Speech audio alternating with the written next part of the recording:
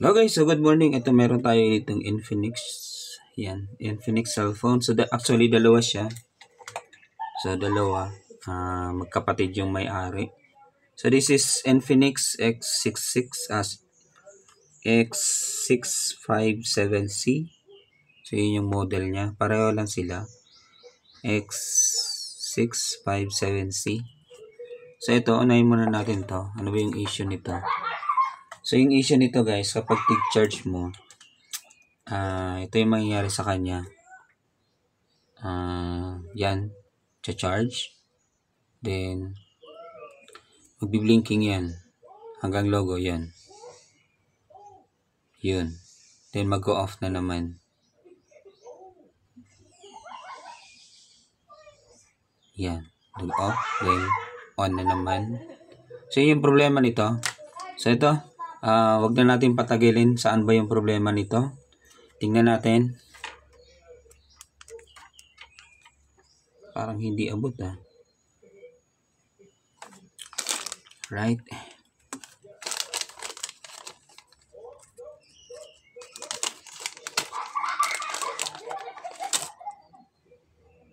Parang medyo complicated yung problema nito.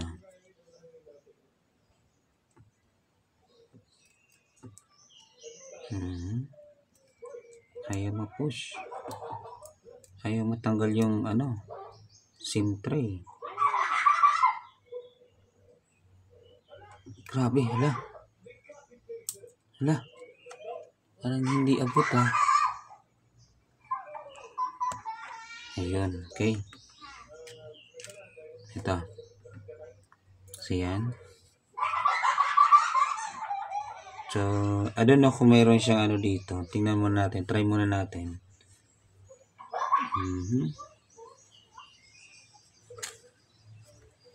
Wala tayong gamit ko dito Yan, hanapin ko muna yung iba kong gamit. Okay, continue tayo. Hindi ko makuha yung iba kong gamit kasi tagal tayong natenga, hindi tayo nakapag-repair. So ngayon na lang ulit. So mayroong dumating. Actually yung nagre-repair na dito yung kapatid ko. So wala sila ngayon kaya nakiusap sa akin. Yung kakilala din naman namin. Katabing bahay lang namin Parang ayaw na matanggal nito. Humina na ako sa pag-repair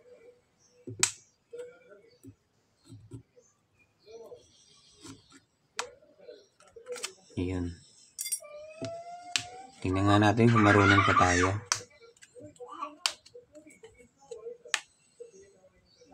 Yan.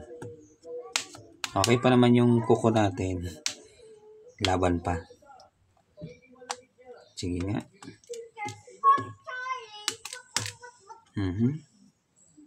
Okay.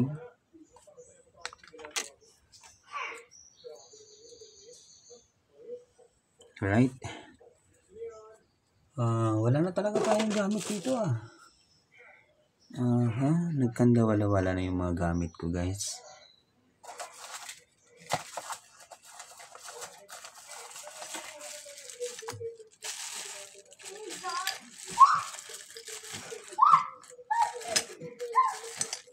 So yun na nga. Yan. Ito na lang. Yan.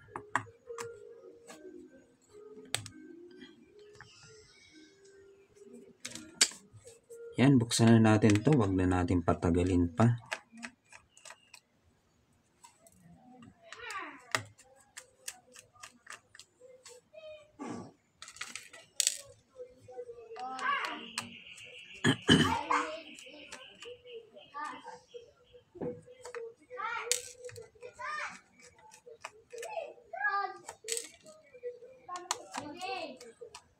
Yun na nga hindi na ako masyado nakakapag-repair. Busy as in busy. So ngayon lang siguro 1 month or 2 months ata akong starting na ayun, mag 1 month na nga. So starting ng nagbagong taon, medyo na busy tayo sa school. Kaya yan. Medyo nakakalimutan ko na yung pag-repair. Ano na nga to?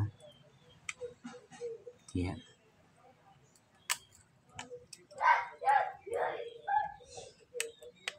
Alright. Iangat lang natin to. Okay.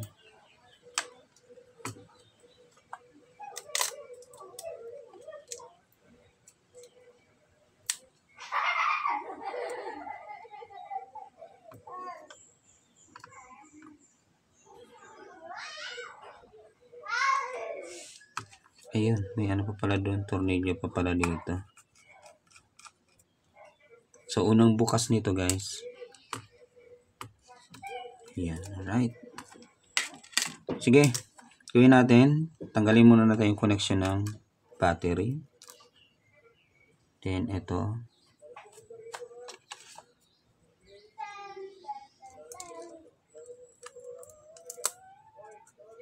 Iangat ko na lang to.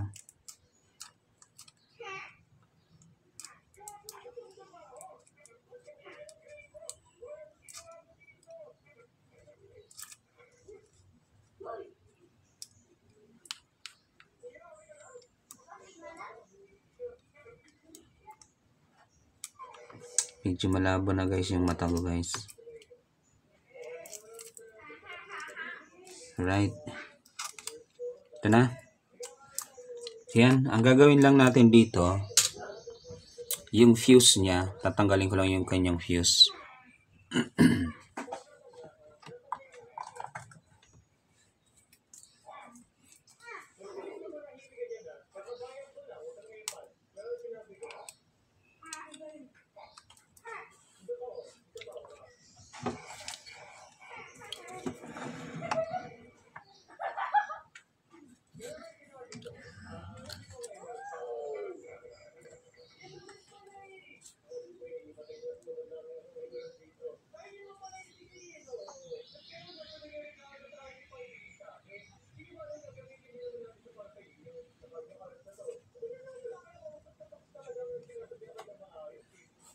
So, ito yung fuse niya guys. Ito.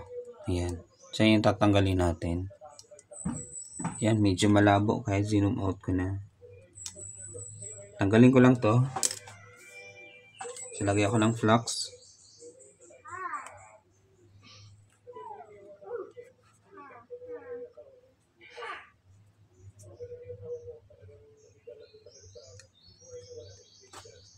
Okay. Flux. And lead, soldering iron,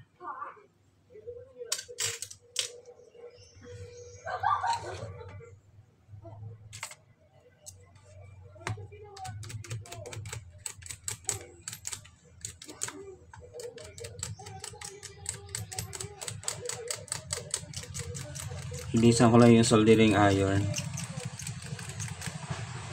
Right. Let's see. Tanggalin.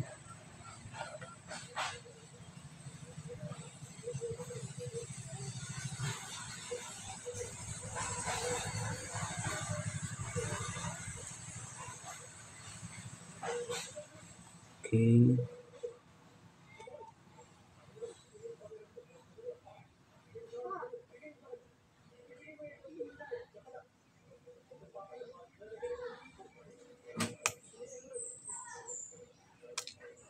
Alright. Ito na guys. So dito, hindi masyadong ano lang, visible. Pero may nakalagay naman dyan na F1. So ibig sabihin, fuse yan. Yan o. F1 yan. Medyo malabo lang.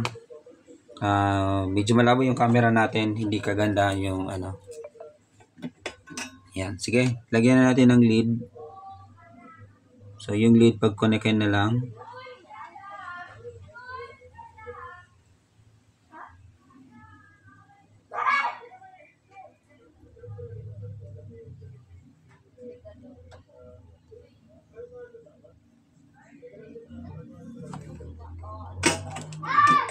Yan. So that's it. Okay na yan. Then Lalagyan ko lang siya ng tape para at least hindi magkaroon ng contact.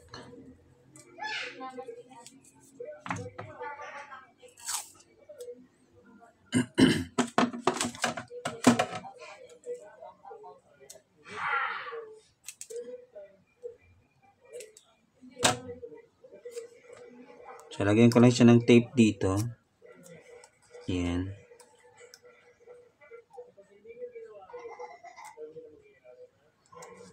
Alright.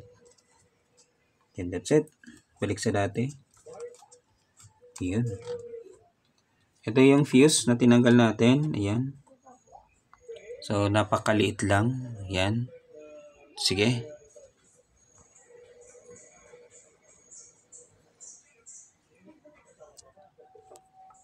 Tingnan natin. Kumustahin natin kung okay na ba to. Balik natin yung kanyang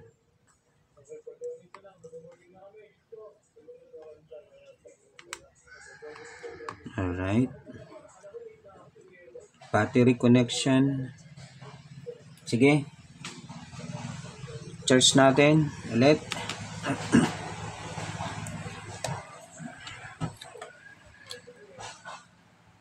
Tingnan natin kung mayroon bang development. Alright.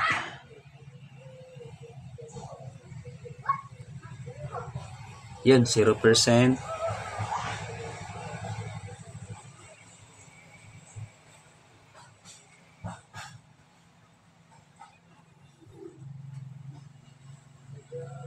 Aha. So, hindi na siya nag-automatically on. Hindi kagaya kanina nag-automatically on. Ayan, charging siya. Hayaan muna natin siya within 5 minutes. Post ko muna yung video natin. Balikan natin after 5 minutes. Hello guys, so yan, continue tayo. Nakalipas na mga 2 to 3 minutes ata. So check natin. Yan, pindutin natin tong power button niya. Ayun, nag-on. Tingnan natin kung magtuloy-tuloy nga ba.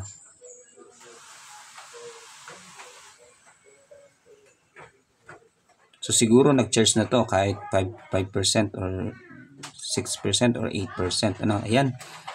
Nag-load na siya sa XOS niya. XOS. Kapag mga ganitong XOS, made in China to guys. Color OS, yan. Made in China yan. Ayun, 9%. Masyadong mababa yung kanilang ano. Ayan. Yan, 9% na siya guys. Then, tanggalin natin sa charger. Yan, 9%. Then, that's it. Alright. Tingnan nga natin. Open nga tayo ng application. YouTube. Tingnan natin kung mag-off.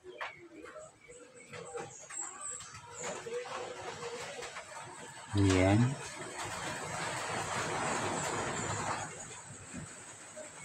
So, okay naman. Yan, okay na to guys. Charge na lang natin.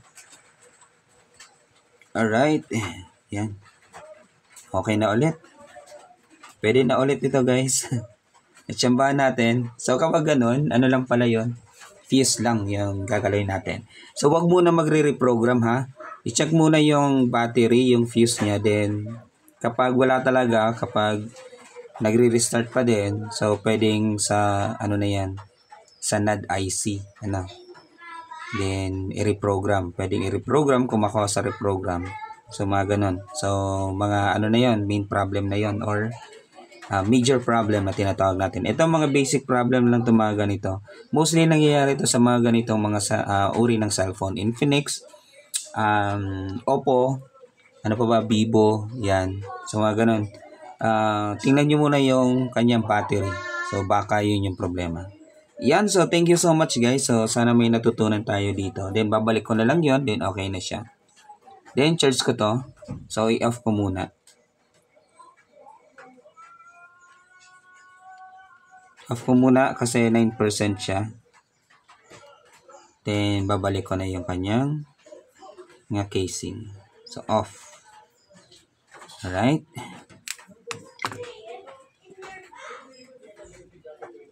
Ayun. So yun guys, so maraming salamat sa panonood. So, patuloy niyong suportahan ang channel natin kahit medyo busy ako. Totally busy. Ngayon lang nakapag-vlog ulit. Yan. So maraming salamat. Peace out guys. Abangan niyo yung isa kung paano ko din i-fix. And good morning.